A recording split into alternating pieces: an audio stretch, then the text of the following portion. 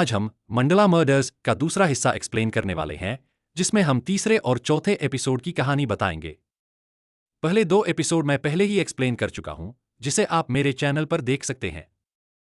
तो शुरू होता है तीसरा एपिसोड, जहां शास्त्री साहब और उनकी बीवी कालिंदी को दिखाया जाता है।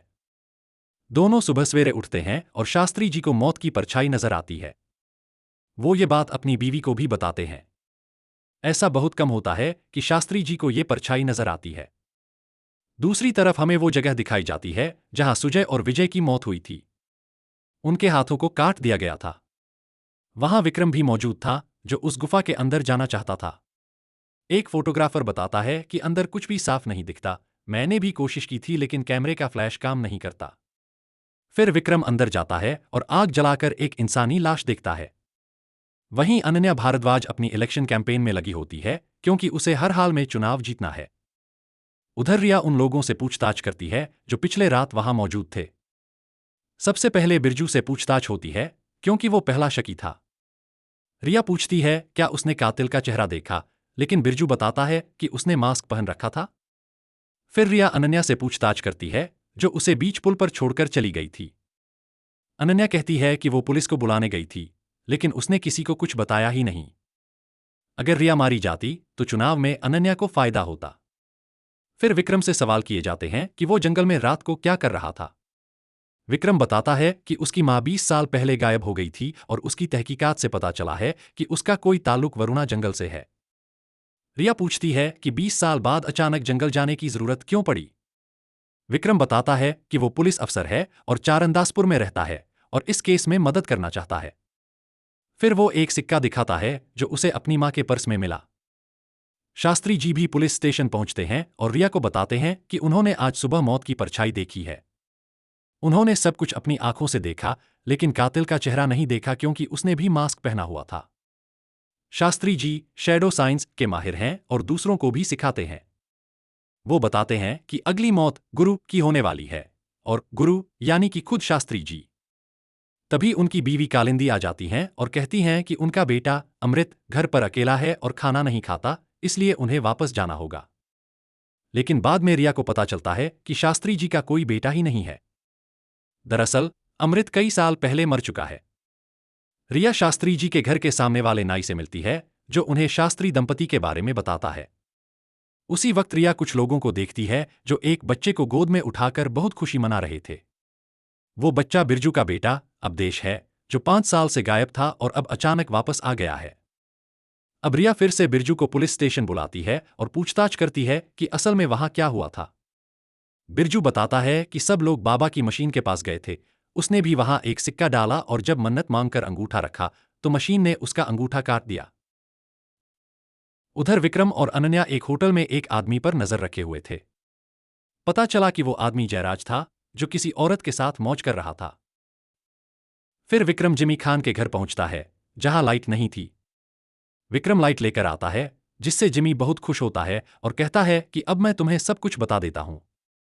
जिमी बताता है कि उसने एक दीवार की मरम्मत के दौरान कुछ चीजें ढूंढी थीं, जिससे उसे पता चला कि 1992 में भी ऐसा ही कुछ हुआ था। वो बताता है कि ये सारी मौतें एक मंडल से जुड़ी हैं। इस मंडल के 8 खंड हैं और हर खंड का एक निशान है। उसने 3 निशान डिकोड कर लिए हैं। पहला निशान दर्शाता है कि अभिषेक की मौत में सिर्फ उसका धड़ गायब था, दूसरा निशान सुजय और विजय की बुझाए, और तीसरे निशान से पता चलता है कि अगली मौत सोनक की है। इसी दौरान रिया शास्त्री जी के घर जाती है। कालिंदी उसे अंदर बुलाती है। शास्त्री जी उसे बताते हैं कि उन्होंने छाया विद्या पर बहुत गहरी रिसर्च की है और जो जिमी कह रहा है वो बिल्कुल सही है।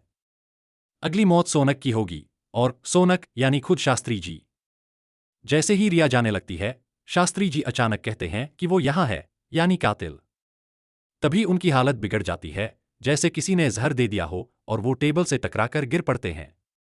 रिया फौरन कालिंदी को बुलाने छत पर जाती है, लेकिन वहां का मंजर देखकर दंग रह जाती है। कालिंदी की लाश बिना सिर के पड़ी होती है। और यहीं ये सीन खत्म हो जाता है।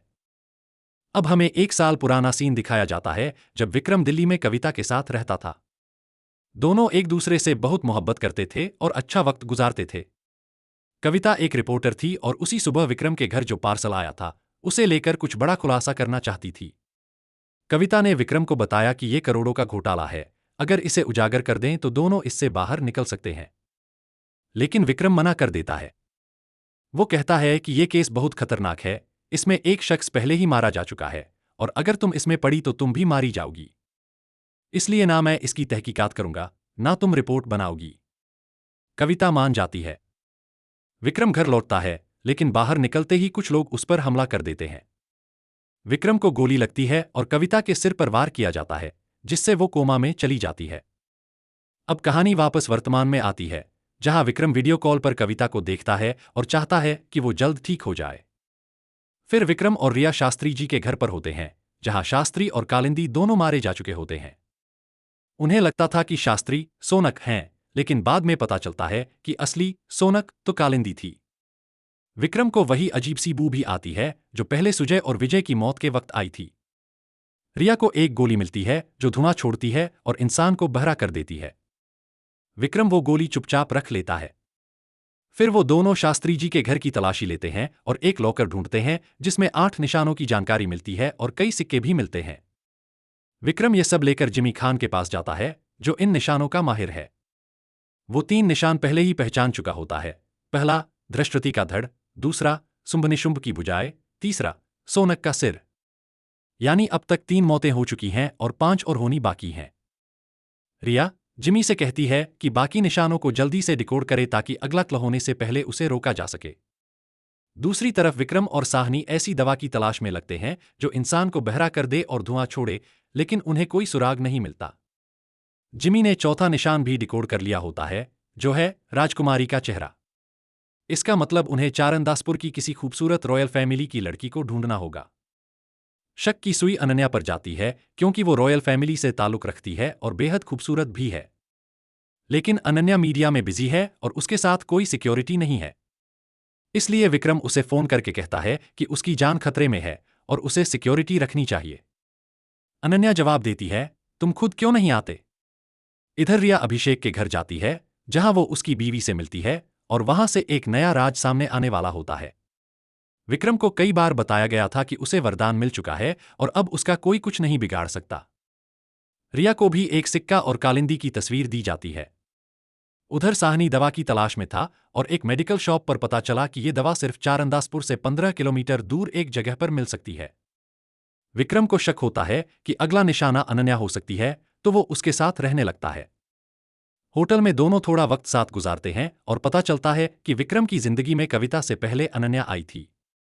दरअसल अनन्या एक पॉलिटिशियन की बेटी थी और विक्रम की ड्यूटी थी उसे सिक्योरिटी देना। उसी वक्त से अनन्या को विक्रम से लगाव हो गया था। हालांकि विक्रम को इसका पता नहीं चला, क्योंकि कुछ साल बाद वो कविता से मिला, लेकिन अनन्या आज भी उसे चाहती है।